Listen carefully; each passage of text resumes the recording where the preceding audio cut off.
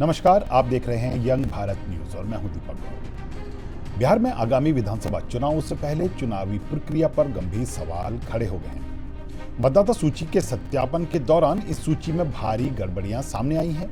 चुनाव आयोग के अनुसार अपनी जांच के दौरान उनकी टीम ने पाया है कि बिहार के कई क्षेत्रों में कई ऐसे लोगों के नाम वोटर लिस्ट में दर्ज हैं जो भारतीय नागरिक नहीं हैं। उनके पास अवैध आधार कार्ड भी मौजूद हैं और उन्होंने वोटिंग अधिकार भी हासिल कर लिया है। यह मसला अब सिर्फ राजनीतिक आरोप प्रत्यारोप तक सीमित नहीं रहा।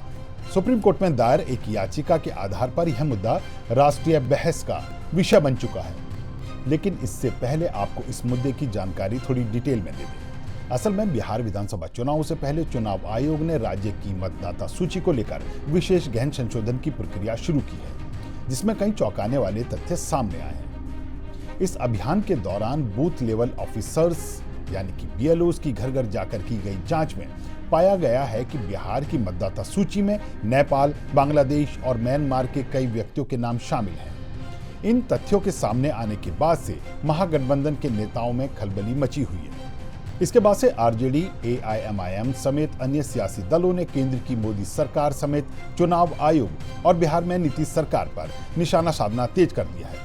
चुनाव आयोग के इस अभियान के दौरान विशेष रूप से सीमांचल क्षेत्र यानी ओवैसी की सक्रियता वाले क्षेत्र किशनगंज, अररिया, कटिहार और पूर्णिया में नेपाल, बांग्लादेश और म्यांमार के कई व्यक्तियों के नाम मतदाता सूची में पाए गए हैं। सामने आया है कि इन व्यक्तियों के पास आधार कार्ड, राशन कार्ड और अन्य दस्तावेज भी थे जो संदिग्ध रूप से प्राप्त किए प्रतीत होते हैं।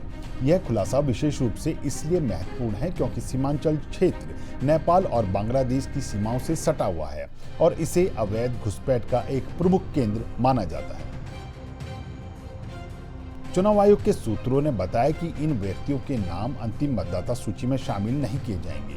इसके लिए 1 अगस्त 2025 से गहन जांच शुरू होगी और दावों आपत्तियों के लिए 30 अगस्त तक का समय दिया जाएगा। हालांकि इस मामले में अभी तक आधिकारिक पुष्टि का इंतजार है। बता दें कि गत 10 जुलाई को मतदाता सूची के सत्यापन से जुड़ी याचिकाओं पर सुनवाई के दौरान चुनाव आयोग ने स्वयं यह स्वीकार किया कि कई ऐसे आधार कार्ड फर्जी तरीके से बनाए गए हैं जिनका उपयोग मतदाता सूची में नाम जुड़वाने के लिए हुआ। आयोग ने यह भी कहा कि बिहार सरकार से इस बारे में स्पष्टीकरण मांगा गया है और जांच प्रक्रिया जारी है। अब इस जांच में कई फर्जी वोटर सामने आए हैं। बिहार विधानसभा चुनाव से पहले चुनाव आयोग के इस अभियान को राजद नेता तेजस्वी यादव समेत कांग्रेसी नेता राहुल गांधी ने जनतांत्रिक प्रक्रिया के खिलाफ षड्यंत्र बताया। उन्होंने कहा कि अगर वोटर लिस्ट में ही गड़बड़ी है तो निष्पक्ष चुनाव की उम्मीद कैसे की जा सकती है। हालांकि चुनाव आयोग के इस अभियान के खिलाफ महागठबंधन ने 9 जुलाई को बिहार बंद का ऐलान किया, जिसे कई विपक्षी दलों का समर्थन भी मिला। बहरहाल मतदाता सूची के सत्यापन से जुड़ी रिपोर्ट के अनुसार सीमावर्ती जिलों जैसे किशनगढ़, अररिया, पूर्णिया में सैकड़ों ऐसे मामले सामने आए हैं जहां बांग्लादेशी और नेपाली मूल के नागरिकों के पास भारतीय वोटर आईडी और आधार कार्ड हैं। इन जिलों में पुलिस प्रशासन की मिलीभगत और आधार सेंटरों की लापरवाही को भी दोषी ठहराया गया है। ऐसे में चुनाव आयोग ने सभी जिलों को दोहरे सत्यापन के आदेश दिए। वोटर आईडी बनाने के लिए अब एड्रेस वेरिफिकेशन और नागरिकता प्रमाण पत्र की अनिवार्यता पर विचार किया जा रहा है। इस मामले को लेकर विशेषज्ञ मानते हैं कि यह केवल एक सिस्टम फेल्योर नहीं बल्कि संभावित राजनीतिक लाभ के लिए सुनियोजित वोट बैंक निर्माण की कोशिश भी हो सकती है। यह मुद्दा राष्ट्रीय सुरक्षा से भी जुड़ा है क्योंकि विदेशी नागरिकों को वोट देने का अधिकार मिलना संवैधानिक संकट खड़ा कर सकता है। अब जहां महागठबंधन इसे लोकतंत्र की हत्या करार दे रहा है, वहीं एनडीए का कहना है कि जांच चल रही है, दोषियों पर सख्त कार्रवाई होगी। लेकिन यह तय है कि अब ये विवाद बिहार विधानसभा चुनावों में एक बड़ा चुनावी मुद्दा बन सकता है। आज इस मुद्दे पर बात करने के लिए हमारे साथ पटना से जुड़ गए हमारे कंसल्टिंग एडिटर प्रमोद मुकेश जी। प्रमोद जी, चुनाव आयोग ने सुप्रीम कोर्ट में आधार कार्ड और वोटर कार्ड को लेकर जो बात कही थी वो सही साबित हुई है। बड़े पैमाने पर सीमांचल में फर्जी वोटर आईडी और आधार मिलने की बात सामने आई है।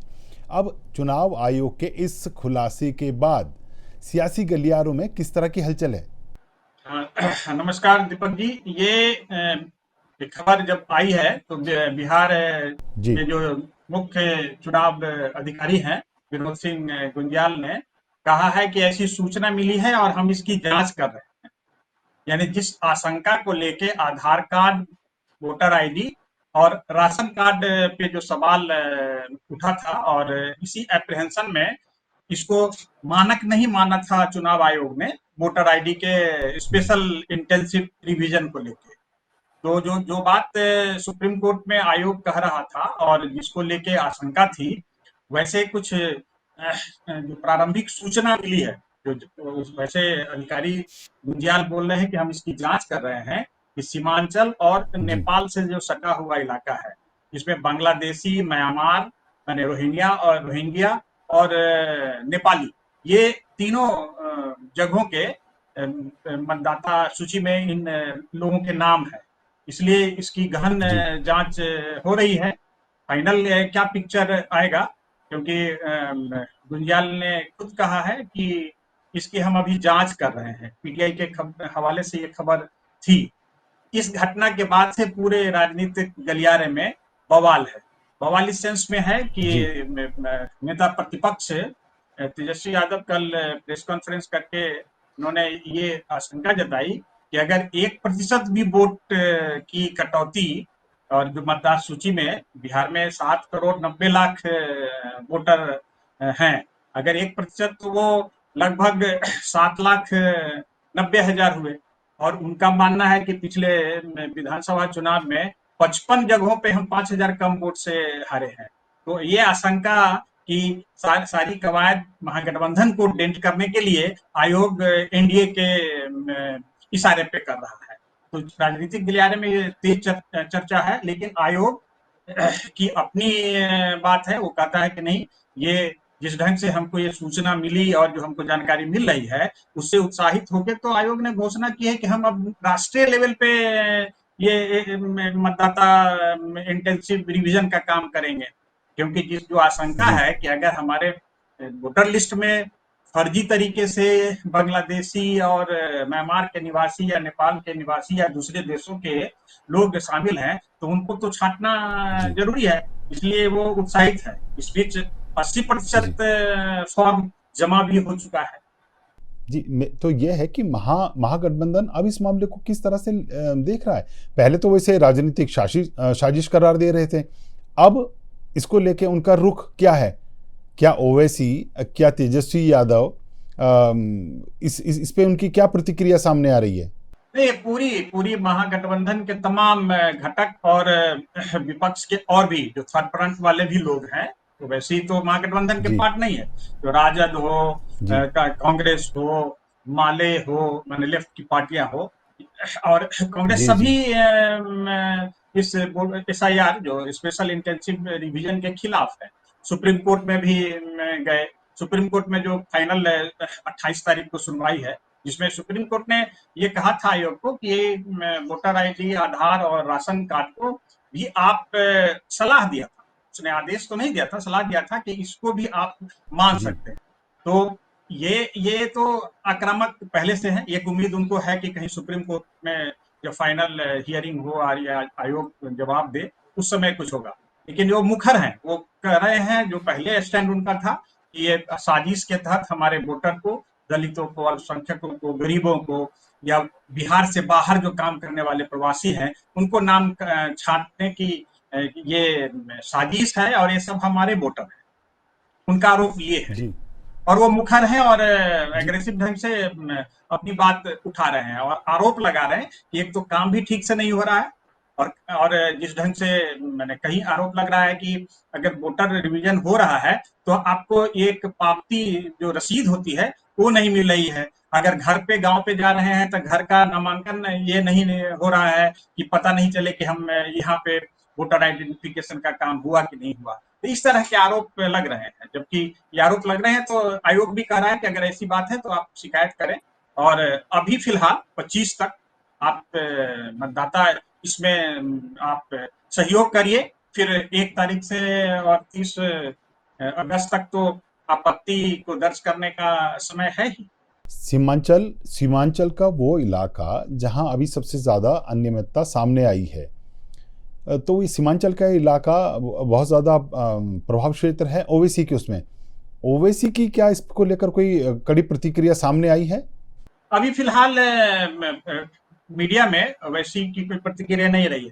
ये देखिए, मैंने ऐसा कहा जा रहा है, लेकिन किस सूत्र से कहा जा रहा है और इसके ऑथेंटिक क्या कारण है कि आधार और मैंने से ज्यादा नंबर से ज्यादा लोग हैं। ये अभी सिर्फ मीडिया में, कई सेक्शन ऑफ मीडिया में इस तरह की खबर है कि सीमांचल के जो इलाके में आधार नंबर और जितने लोग हैं उनसे ज्यादा का वोटर लिस्ट में नाम है। तो ये अभी कोई प्रतिक्रिया नहीं, प्रतिक्रिया तो कल जो आई थी, लेकिन अभी कोई आधिकारिक बयान ओवैसी की तरफ से तो मीडिया में नहीं आया। नहीं, तो क्या यह स्थिति बिहार में सिस्टम के फेलियर को दर्शा रही है? हालांकि आने वाले समय में पता चलेगा कि अन्य राज्यों में इसे लेकर क्या हाल है, लेकिन बिहार में तो ये खुलासे जो हैं बड़े चौंकाने वाले हैं। निश्चित रूप से अगर जांच में जो प्रारंभिक रिपोर्ट है, मैं अभी नहीं कह सकता कि नाम आए हैं, और आयोग भी कह रहा है कि हम इसकी जांच कर रहे हैं। अगर ये जांच में ये सामने आ जाए कि जी। सीमावर्ती इलाकों में बांग्लादेशी, रोहिंग्या और नेपाली नागरिकों के जी। नाम अगर वोटर लिस्ट में है, तो निश्चित रूप से वो जी। इम्पैक्ट पड़ेगा। और इसी कवायद के लेके तो आयोग इस एक्सरसाइज को कर रही है। और अब तो घोषणा भी हो गया कि पूरे देश में ये एक्सरसाइज चलेगा। इसलिए बिहार को जी। एक टेस्ट मॉडल के रूप में ये इसको मानिए कि ये हो रहा है। और आने वाले दिनों में जैसे 2025-26 में भी कई राज्यों में चुनाव है, तो उसके पहले जरूर वहां पे ये होगा। और पूरे देश में जैसे कि खबर मीडिया में है कि ये घोषणा आयोग उत्साहित है कि हम करेंगे। अगर ये सच निकल गया कि हाँ, कुछ फर्जी रोहिंग्या और बांग्लादेशी या नेपाली नागरिकों के नाम अगर साबित हो जाए, तो निश्चित रूप से ये एक्सरसाइज पूरे देश में। जी। और चुनाव आयोग को जो आगामी 28 जुलाई के दिन सुप्रीम कोर्ट में जो 3 जो सवाल सुप्रीम कोर्ट से पूछे गए थे, उसे लेकर जवाब भी दाखिल करना है। तो कहीं न कहीं एक चुनाव आयोग ने अपनी जो बातें कही थी, उसे पुष्ट करने के लिए उसके पास पर्याप्त दस्तावेज बन गए हैं? निश्चित रूप से बन रहे हैं। देखिए, सुप्रीम कोर्ट में सुनवाई 28 तारीख को है। चुनाव स्पेशल डिवीजन का काम 25 जुलाई तक पूरा हो जाएगा। जिनके पास अगर वैलिड कागजात भी नहीं है, तो वो भी उनके भी फॉर्म जमा किए जा रहे हैं। और 1 अगस्त से लेके जो 30 अगस्त 1 सितंबर के बीच में, इस बीच आप अपना कागजात जमा करने का भी एक कार्यक्रम, दस्तावेज को एकत्रित करने का भी कार्यक्रम ये आयोग चलाएगा। तो इसलिए, और जवाब उनको सुप्रीम कोर्ट में 28 को देना है। जिस आधार पे, अगर आधार को, राशन कार्ड को और वोटर आईडी को मान्य नहीं माना अगर ये वोटर लिस्ट के लिए, तो निश्चित रूप से अगर ये फर्जी मतदाताओं के नाम अगर मिल जाए, जिसमें रोहिंग्या और बांग्लादेशी है का नाम होगा, और उनका मतदाता सूची में नाम इसी आधार पे होगा कि आधार और राशन कार्ड के कारण उनका नाम उसमें सम्मिलित हुआ है, तो निश्चित रूप से आयोग को एक बड़ा मुद्दा मिलेगा, जो अपनी बात को सच साबित करने के लिए और सुप्रीम कोर्ट में रखने के लिए। तो आगामी आगामी दिनों में चुनाव आयोग किस तरह की और तैयारियां करने जा रहा है? एक तो ये आधार का तो इनका सामने आ ही गया, और क्या-क्या मुद्दे हैं जिसको लेकर अभी चुनाव आयोग को जवाब देना है? नहीं, जवाब तो यही, मैंने जो पहचान के जो 11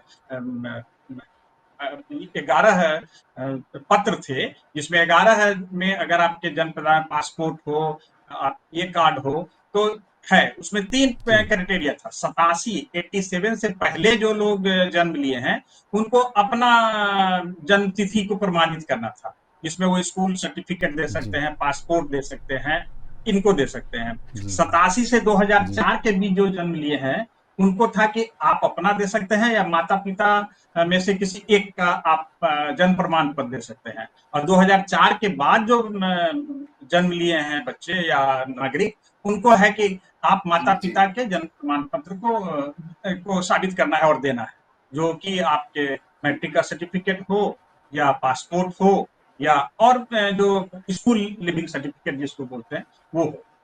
तो यही आधार पे है।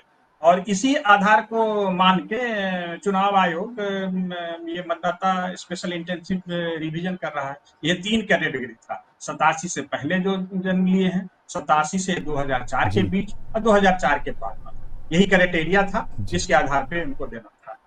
जिनके पास नहीं भी है उनके भी नाम फॉर्म जमा किए जा रहे हैं और उनको मौका दिया जा रहा है कि बाद में हम फॉर्म प्रपत्र को दस्तावेज को एकत्र करेंगे। तो ये मुद्दा तो अब साफ है कि जो चुनाव आयोग ने 7 राज्यों के लिए ये व्यवस्था लागू की थी और अब ये 7 राज्यों से इतर आगे जाके पूरे देश में इस तरह के मतदाता सूची के सत्यापन की जो ये अभियान जो चल रहा है ये पूरे देश में भी संभव है। निश्चित रूप से आज की खबर भी है और आयोग की तरफ से जो सूचना है कि ये पूरा जो जी एक्सरसाइज है वो पूरे देश में होगा। बिहार, मैंने पहले भी बोला कि एक तरह से टेस्ट मॉडल के रूप में बिहार साबित हो रहा है और अगर बिहार में अगर वैसी कुछ भी माने विसंगतियां वोटर लिस्ट में जिसमें बांग्लादेशी और रोहिंग्या के नागरिकों की पहचान साबित हो जाए, जो कि प्रारंभिक सूचना है और आयोग इसकी जांच कर रहा है, तो निश्चित रूप से ये आयोग के इस कथन को, इस दावे को बल मिलेगा कि हमको वोटर लिस्ट को एकदम फेयर और साफ करना है और इस एक्सरसाइज को पूरे देश में हमें करना चाहिए। जी, क्योंकि चुनाव आयोग जब सुप्रीम कोर्ट गया था तो सुप्रीम कोर्ट ने अंत में थोड़े तल्ख लहजे में चुनाव आयोग के वकील से कहा था कि 28 तारीख को आप पूरे सबूतों के साथ आइएगा और जो याचिकाकर्ता हैं उन्हें भी आपको ये जवाब देना होगा कि आप किस आधार पे वोटर आईडी कार्ड और आधार कार्ड को सत्यापन की सूची से बाहर रख रहे हैं। तो ऐसा नज़र आ रहा है कि पर्याप्त सबूत चुनाव आयोग के पास आ चुके हैं, वो विपक्ष को भी इनसे संतुष्ट कर सकता है। देखिए, निश्चित रूप से चुनाव आयोग ने, सुप्रीम कोर्ट ने कहा था कि हम इस प्रक्रिया को, जो आयोग ये प्रक्रिया चला रहा है पुनरीक्षण का, उसको हम रोक नहीं रहे हैं। हम सलाह दे रहे हैं कि क्यों नहीं आधार को, राशन कार्ड को और वोटर आईडी को भी पहचान पत्र माना जाए।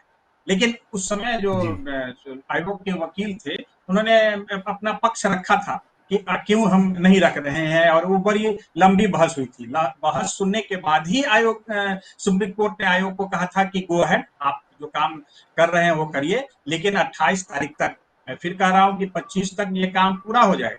अभी अगर 80% फॉर्म जमा हो गया है तो अभी 10 दिन बचे हैं, 10 दिन में 20% काम भी पूरा हो जाएगा। जो पर्पस है और जो खबरें निकल रही है, जो जिस आशंका को लेके आयोग इस काम को इंटेंसिव एक्सरसाइज कर रहा है, अगर वो पुष्ट हो, मान लीजिए आज की तो खबर है ना, कल की खबर थी कि ये ऐसी सूचना मिली है पीटीआई के हवाले से और गुंजियाल ने भी कहा कि हम इसकी जांच कर रहे हैं। अगर ये खबर पुष्ट हो गई कि हाँ वोटर लिस्ट में ये साबित हो जाएगा तो आयोग को तो बल मिलेगा और सुप्रीम कोर्ट में वो तीनों तर्क कि हम आधार, राशन कार्ड और वोटर आईडी को क्यों नहीं मानक मान रहे हैं वोटर लिस्ट में शामिल करने के लिए, पहचान पत्र के लिए, निश्चित रूप से बल मिलेगा। जी, ऐसी खबर आज सुबह आई है कि महागठबंधन के जो घटक दल हैं, इस चुनाव आयोग के खुलासे के बाद महागठबंधन के घटक दल एक अहम बैठक उनकी आज होने वाली है दोपहर में। मैंने ये स्पेशल इंटेंसिव रिवीजन जो चुनाव आयोग के इस ड्राइव को लेके बैठक होने वाली है, वो कल भी शाम में वो प्रेस कॉन्फ्रेंस उन्होंने किया था जिसमें तेजस्वी यादव और ये आपके मुकेश सहनी और कांग्रेस वाले भी थे और उसमें ही बड़ा विवादित बयान तेजस्वी ने दिया था जिसमें उसने कहा था कि सूत्रों के हवाले से अगर एक खबर चलाई जा रही है तो उस सूत्र को मैं बड़ा असंसदीय शब्द का प्रयोग किया था कि उसने कहा था कि हम मुक्त मानते हैं। ये जो डेरोगेटरी था और वो एक तरह से पूरी तरह से आयोग और मीडिया माने दोनों पे एक आक्षेप था। माने इसको कहने का तरीका भी कुछ और हो सकता था, लेकिन जिस लहजे में वो तेजस्वी ने इसको कहा था, जो दिन भर आज सोशल मीडिया से लेके सब जगह वायरल भी है और ट्रेंडिंग हो रहा है कि ये गलत बयानी और ये ठीक नहीं है। जी शब्दों का चयन एक जिम्मेदार नेता को भी शोभा नहीं। जी, क्या तेजस्वी यादव दबाव में हैं? उनका एक बड़ा दाव जिसको लेके उन्होंने बिहार दंग का आह्वान कर डाला था और पूरा महागठबंधन एकजुट करके सड़क पे उतर आए थे, वो तो उनका दाव खारिज हो गया। इससे पहले युवा आयोग की बात उन्होंने कही थी, वो नीतीश कुमार ने युवा आयोग जो है उसका ऐलान कर दिया। तो लगातार महागठबंधन के नेता खासकर तेजस्वी यादव जो भी आरोप और जो भी दावे सत्ता पक्ष के खिलाफ कर रहे हैं, उनको सत्ता पक्ष या नीतीश की सरकार लगातार खारिज कर रही है। नहीं, आप उसको दूसरे ढंग से, अगर दूसरे ढंग से उनके पक्ष से सोचिए तो उनका दावा है कि जो मैं मुद्दे जी उठाता हूं और सरकार मेरे दबाव में आके उसको पूरा करती है। तेजस्वी ये कहते हैं कि जी हमने युवा आयोग की जी जी गठन की मांग की और सरकार ने फैसला लिया। जी वो कहते हैं कि हमने जी ये वृद्धा लोगों के लिए जो सामाजिक सुरक्षा जो पेंशन है उसको बढ़ाने की मांग की थी। जी उन्होंने 1500 रुपए की मांग की थी, सरकार ने 1100 किया। वो क्या मुफ्त बिजली 200 यूनिट फ्री की बात करते हैं। वो डोमिसाइल नीति को लेके बात करते हैं। तो सरकार खास कुछ डोमिसाइल नीति को लेके सरकार की भी घोषणा हो गई है कि बिहार में महिलाओं के जो भी आरक्षित पद हैं उसमें सिर्फ बिहार की ही महिलाएं उम्मीदवार बनेंगी। तो ये उनका है कि हम जो मुद्दा उठाते हैं उसको सरकार पूरा करती है। लेकिन ये वाला जो मामला है, जो जहां वोटर रिवीजन की बात है, ये ऐसा है कि ये विरोध के लिए है। आप सिर्फ ऐसे क्यों सोचते जी हैं कि मेरा ही मतदाता का वोट कट जाएगा?